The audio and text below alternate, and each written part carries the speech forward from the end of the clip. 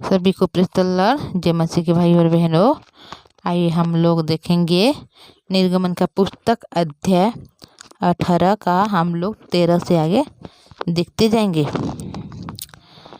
यहाँ पर लिखा गया है कि दूसरे दिन मूसा लोगों का न्याय करने को बैठा और भोर से सांझ तक लोगों मूसा को आसपास खड़े रहे।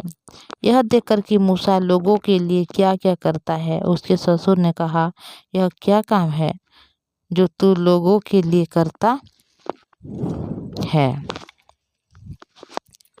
क्या कारण है कि तू अकेला बैठा रहता है और लोग भोर से सांझ तक तेरे आसपास खड़े रहते हैं? मूसा ने अपने ससुर से कहा, इसका कारण यह है कि लोग मेरे पास परमेश्वर से पूछने आते हैं।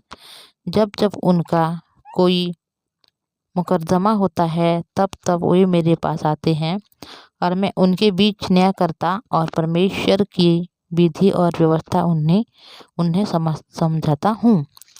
मूसा के ससुर ने उनसे कहा, जो काम तू करता है वह अच्छा नहीं। इससे तो क्या, वरन ये लोग भी जो तेरे संग हैं निश्चय थक जाएंगे, क्योंकि यह काम तेरे लिए बहुत भारी है। तू इसे अकेला नहीं कर सकता। तो देखिए भाई और बहनों, परमेश्वर ने मूसा जब अभी अकेला था और वो बहुत सारे जो काम को कर रहा था, सारे इस्राएली लोगों का हर एक दुख सुख, हर एक खाने पीने, हर एक विषय में वह काम करता था। पर अभी उनके पास परमेश्वर ने उनके ससुर और उनकी पत्नी और 2 बेटे को भेजा है, क्योंकि परमेश्वर भी मूसा से प्रेम करते हैं और मूसा के द्वारा जो परमेश्वर ने अगुवे के रूप में रखा है, उनके जीवन में भी परमेश्वर एक सुविधा को दे रहे हैं ताकि वह ज़्यादा तरह से ना थके और ज़्यादा तरह से ना अकेलापन महसूस ना करें। तो भाई और बहनों, तो देखिए दूसरे दिन जब मूसा के पास लोग यहाँ पर खड़े हैं भोर से लेकर शाम तक उनके आसपास में, तो उस बात को देख रहे हैं उनके जो ससुर, और ये पूछ रहा है कि यह क्यों ऐसे कर रहे हैं, लोग क्यों तेरे लिए आसपास में सुबह से लेकर सांझ तक खड़े हैं।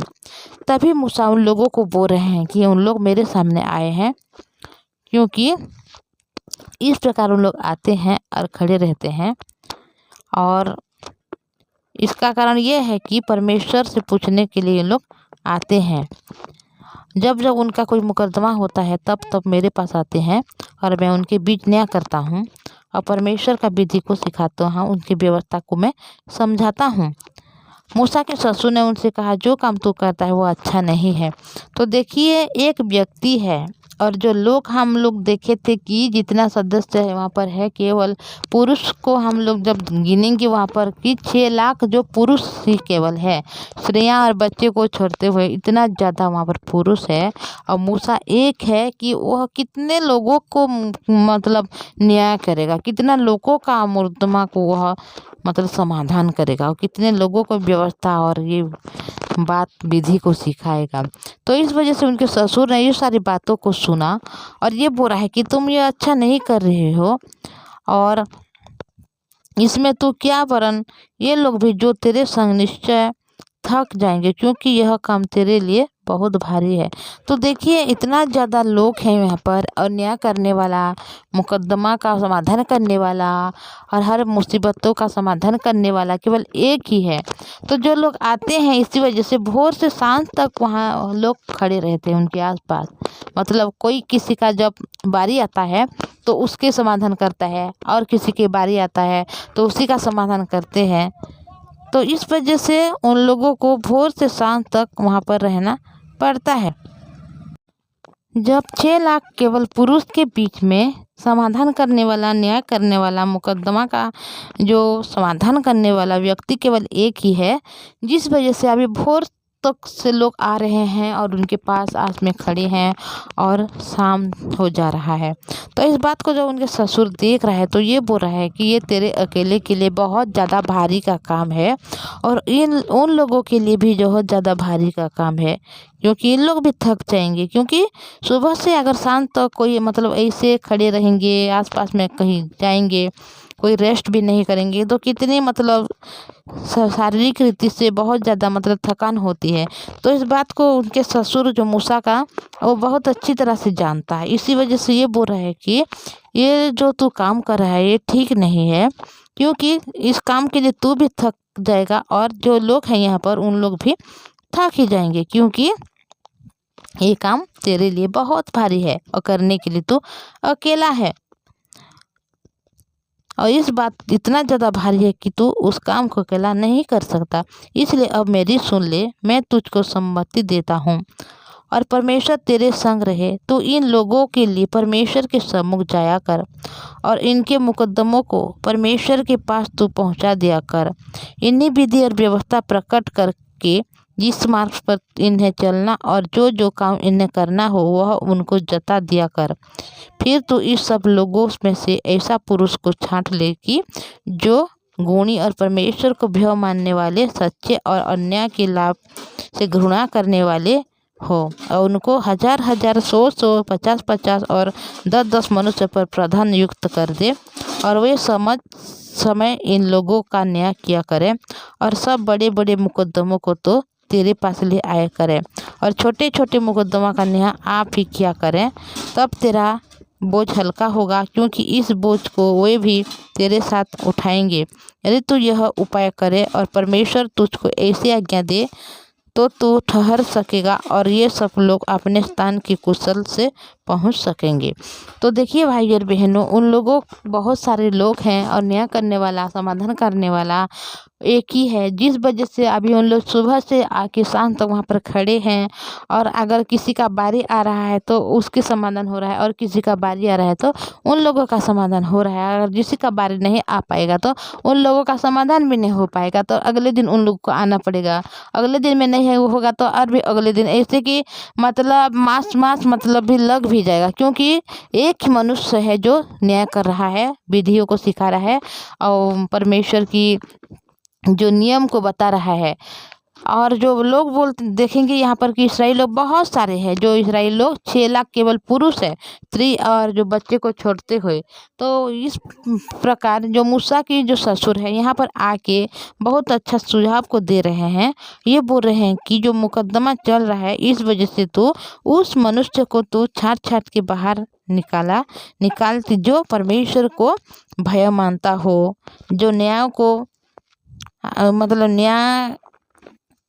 न्याय के लिए जीते हो, और जो अन्याय को कोई साथ नहीं देता हो, जो आज्ञा को वह मतलब नहीं, बुराई को मतलब जो अपने अच्छाई से नहीं हराता, उसी प्रकार जो मतलब सच्चा मनुष्य हो उसको तो छाट के वहाँ पर रख, और उन सबों को नियुक्त कर।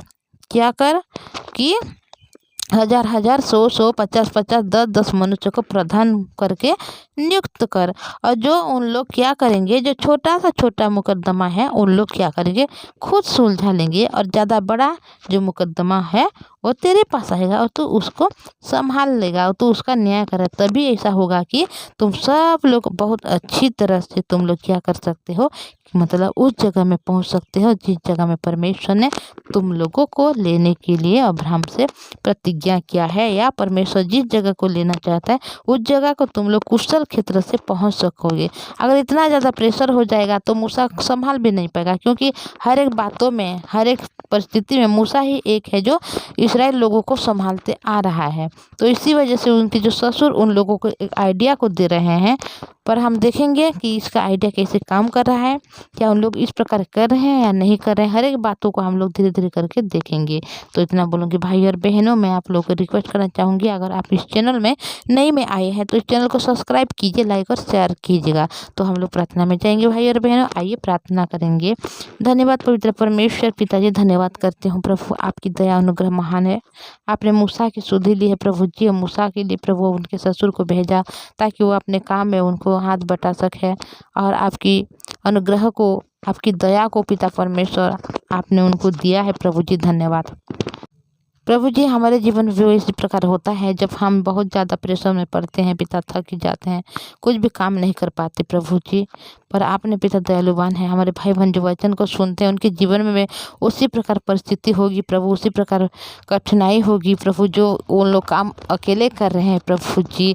उनके लिए आप एक सहायक को भेजिए प्रभु जी, ताकि वो साथ में मिलते हुए पिता परमेश्वर उनके सुझाव को लेते हुए प्रभु जी उन लोग आगे बढ़ सकें प्रभु। बल्कि आपने भेजा है जो आपकी पवित्र जन, पवित्र दास लोगों को प्रभु, और उनकी जो वचन को हम सुनते हैं उनके द्वारा जब हम अगुवे बनते हैं प्रभु जी, हर एक कामों में, हर एक बातों में हम लोग पिता आगे बढ़ सकते हैं प्रभु जी। हमारे भाई बहन को आशीष कीजिए, ताकि आपकी जो सच्चा दास, जो धार्मिक दास है प्रभु, उन लोगों की बात को उन लोग पिता परमेश्वर अपने हृदय में रखते हुए केवल उनकी बात को मान सकें, आगे बढ़ सकें आपके सुसमाचार के लिए, आपके राज्य के लिए प्रभु। वो लोग यूज होने वाले बने प्रभु, जो उनके घर परिवार की हर एक सदस्य को आपके हाथों में देते हुए प्रभु जी, आप हर एक को संभाल के रखना, आशीष अनुग्रह देना।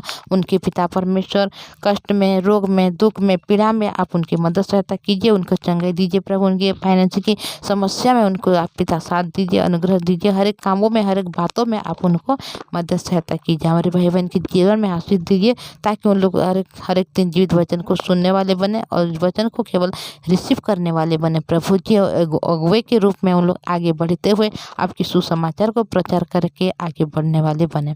आपने प्रार्थना सुना है प्रभु जी, धन्यवाद। यीशु के नाम से मांगते हैं, आमीन। सभी को प्रेज द लॉर्ड। जय मसीह के भाई और बहनों, सभी को थैंक यू।